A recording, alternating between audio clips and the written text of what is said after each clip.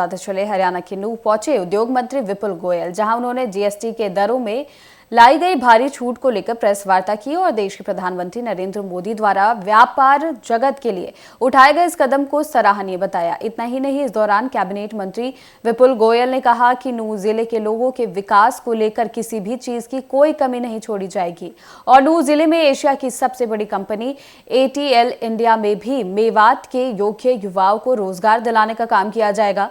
Cabinet मंत्री विपुल गोयल ने पत्रकारों से बातचीत करते हुए कहा कि देश के प्रधानमंत्री नरेंद्र मोदी के जन्मदिन 17 नवंबर से लेकर 25 सितंबर को डॉक्टर दीनदयाल उपाध्याय और 2 अक्टूबर को राष्ट्रपिता महात्मा गांधी के जन्मदिन तक एक विशेष सेवा पखवाड़ा मनाया जा रहा है।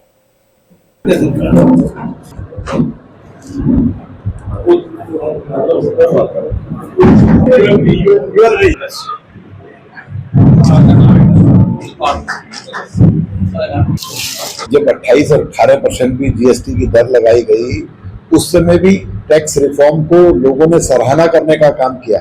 जो 35-40% तक टैक्स जाता था उसको ईज करने का काम किया। व्यापारियों को एक सिंगल रिटर्न देने का काम किया। सी फॉर्म से मुक्ति दिलाने का काम किया। वकीलों और सीए के चक्कर काटने से मुक्ति देने का काम किया और टैक्स चोरी के लिए जो ब्लैक होल थे उनको बंद करने का काम किया।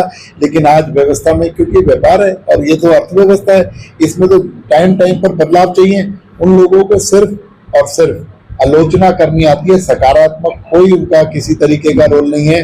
कभी तो विभिन्न प्रकार के इवेंट करने लगेंगे कि वोट चोरी कर ली।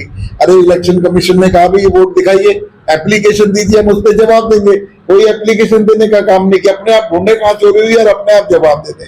ये कोई जिम्मेवाराना हुआ है। और जब देश को जरूरत होती है, जब राहुल गांधी छुट्टी मनाने चले जाते हैं और जब इवेंट करना होता है छुट्टियों से आ जाते, 1-2 इवेंट करे, शोर शराबा करा और चले गए। कोई सकारात्मक